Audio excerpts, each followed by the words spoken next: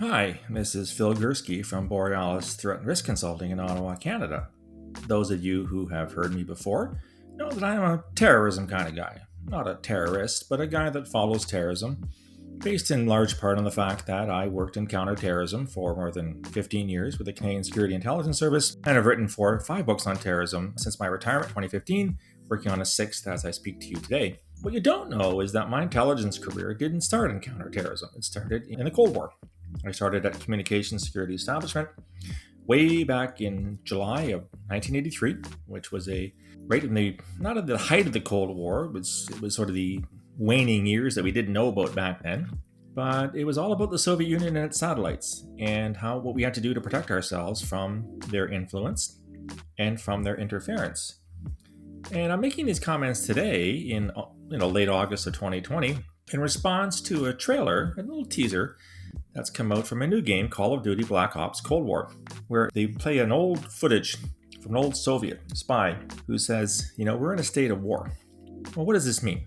A lot of us have come to see the current war, the global war on terrorism, or whatever you want to call it, especially since 9/11.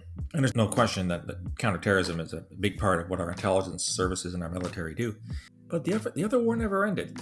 The so-called Cold War we may have won that, as we like to convince ourselves.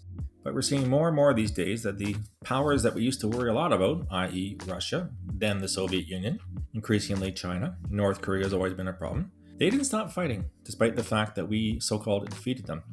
So we are still at war, and with these people, but in a very different way. It's interesting that in this teaser they talk about sort of how a power will try to destabilize another country, and they talk about demoralization, destabilization, and crisis. And that's exactly what's happening these days with what Russia is doing, with what China is doing in the West. You've seen the allegations about interference in U.S. elections. There's a damn good chance they're going to interfere in elections in 2.5 months' time in November. These are powers that do not want to see us succeed. They're not our friends, despite the fact we tried to embrace them to a certain point. Russia, after the Cold War fell, I was in Moscow, mid-2000s, trying to talk to the Russians about terrorism. Of course, we embraced China full bore economically over the past 20 to 30 years. China's not our friend either. And what I found equally interesting in this teaser was this warning by this Soviet spy, defector, about the problems when we here in the West actively elect governments that are at minimum incompetent and in the worst case scenario do a heck of a lot of damage. They talk about electing a schmuck. Well, let's see, who's the current schmuck south of the border? Of course, it's Donald Trump. A highly, highly incompetent man who makes all kinds of promises, most of which he has not kept. He is by far the worst president in U.S. history. And that's saying quite a bit. And you kind of wonder, when you put your conspiracy theory hat on, you kind of wonder if this is all planned. And the defector talks about these things taking, or 18 to 20 years to do this. Decades in the planning.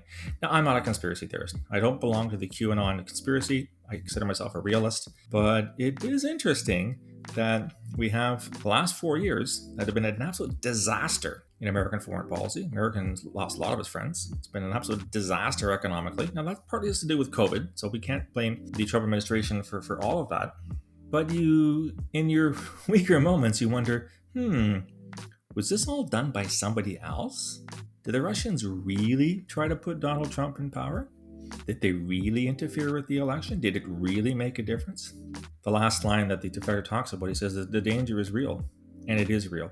And this is the conundrum, this is the challenge facing security intelligence and law enforcement agencies today. We have to deal with terrorism. Terrorism hasn't gone away.